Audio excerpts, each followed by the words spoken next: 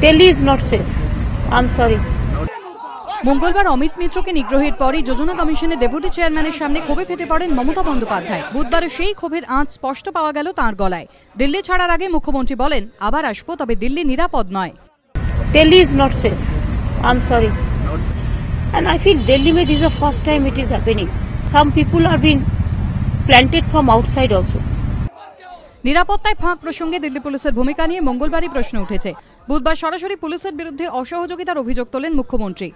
Police को जो बोला कि आप लोग दरवाजा खोलिए, हमको अंदर में जाने दीजिए, मीटिंग है, वो बोलता है चाबी नहीं है। वो बोलता है अभी कैसे देगा, इंतजार करो। मेरे को सिक्योरिटी ऑफिसर बोला कि आप दरवाजा तो खोलिए, तो बोलता है इंस्ट्रक्शन नहीं है। तो I don't know how it is planned. যদিও দিল্লি পুলিশ অবশ্য গোটা ঘটনার জন্য মমতার ঘাড়েই দায় চাপিয়েছে। স্বরাষ্ট্র মন্ত্রককে দেওয়া পুলিশের রিপোর্টে দাবি করা হয়েছে, মুখ্যমন্ত্রীকে আগেই 4 নম্বর গেট দিয়ে যেতে বলা হয়, তা সত্ত্বেও তিনি 1 নম্বর গেট দিয়ে যান। এই চাপানোতরের মধ্যে কংগ্রেস অবশ্য গোটা ঘটনা থেকে দূরত্ব বজায় রেখেছে।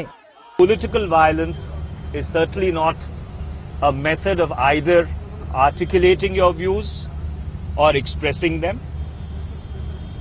Whether it's our friends from the left, or our friends in the Trinamool Congress, or political parties across the length and breadth of this country, everybody needs to exercise restraint.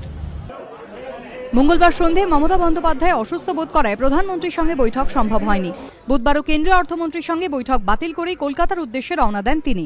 ABP Ananda.